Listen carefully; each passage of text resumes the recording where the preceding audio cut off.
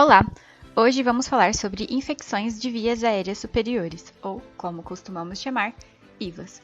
As IVAs são infecções agudas do trato respiratório superior que têm duração média de 10 dias e podem ser agrupadas em uma síndrome, com sinais e sintomas semelhantes.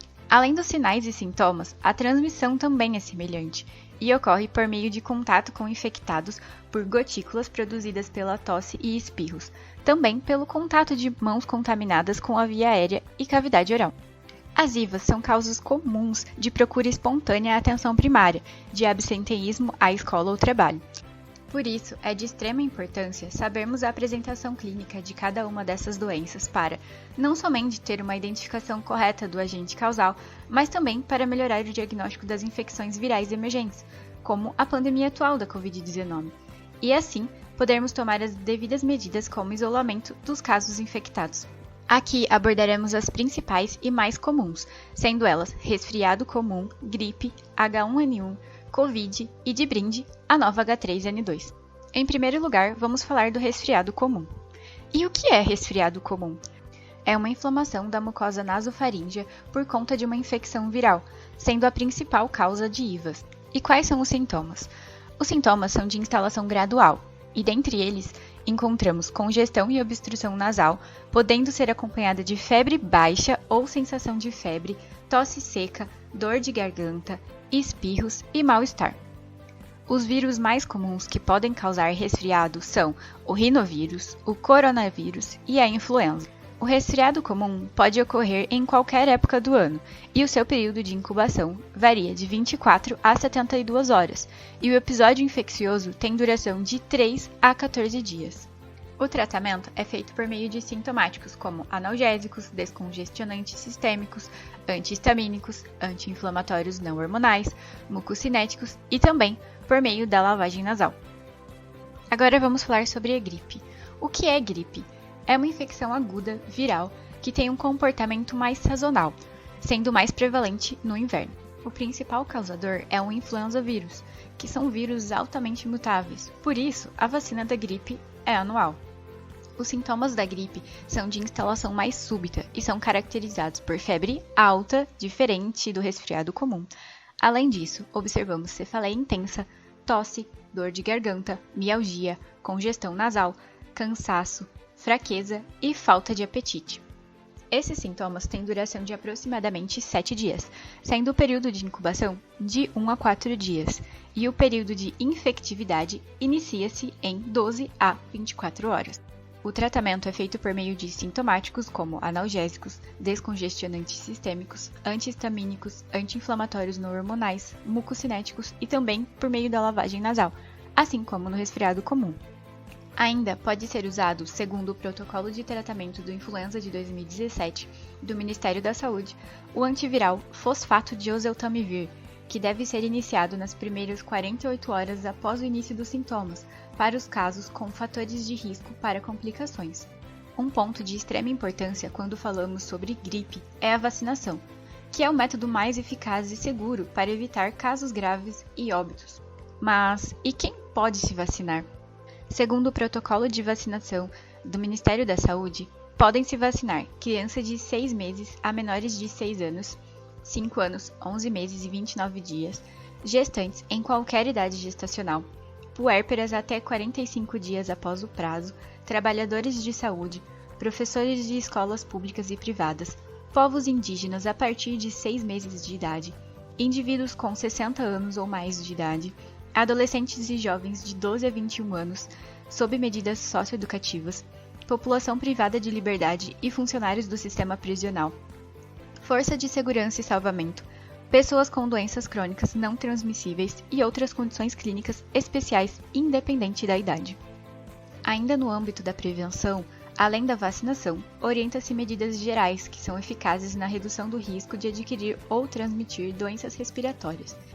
São elas: lave as mãos com água e sabão ou use álcool em gel, principalmente antes de consumir algum alimento. Utilize lenço descartável para higiene nasal. Cubra o nariz e boca ao espirrar ou tossir. Evite tocar mucosa de olhos, nariz e boca. Não compartilhe objetos de uso pessoal como talheres, pratos, copos e garrafas. Mantenha os ambientes bem ventilados. Evite contato próximo a pessoas que apresentem sinais e sintomas de gripe. Evite sair de casa em períodos de transmissão da doença. Evite aglomerações em ambientes fechados. Adote hábitos saudáveis como alimentação balanceada e ingesta de líquidos. Uma outra infecção de vias aéreas superiores que no passado foi foco de combate é a H1N1. A H1N1 é uma doença causada pela variante do vírus influenza A. E os sintomas são bem próximos aos da gripe. A diferença é que a H1N1 pode levar a complicações graves, podendo ser fatal. A transmissão se dá pelo contato com pessoas infectadas por meio de objetos, tosse ou espirros. O período de incubação é de 3 a 5 dias, sendo o início dos sintomas o período de maior risco de contágio. Nessa doença, os pacientes apresentam febre que pode superar a 39 graus de início súbito, cefaleia, cansaço, tosse, mialgia, dor de garganta, olhos irritados e calafrios. O tratamento, assim como as outras doenças citadas anteriormente, é feito por meio de sintomáticos, cujo objetivo é aliviar os sintomas para a recuperação mais rápida. Além disso, o paciente deve ter uma ingesta hídrica abundante para impedir desidratação, fazer repouso e evitar contato com outras pessoas para evitar a transmissão. A prevenção da H1N1 é feita por medidas comportamentais, como distanciamento social, uso de máscara e higiene de mãos. Mas o principal método é a vacinação, pois a vacina é o melhor método e o mais eficaz para evitar casos graves e óbitos. Vamos falar agora de uma doença que talvez seja o maior medo atual da população mundial, que é a Covid-19. A Covid-19 é uma infecção respiratória aguda causada pelo coronavírus SARS-CoV-2, que é potencialmente grave, de elevada transmissibilidade e de distribuição global. Os sintomas da Covid-19 podem variar indo desde os quadros assintomáticos até os críticos, por isso é necessário ter atenção na piora do quadro. De forma geral, os sintomas são febre, tosse, coriza, dor de garganta, dificuldade para respirar, perda de olfato.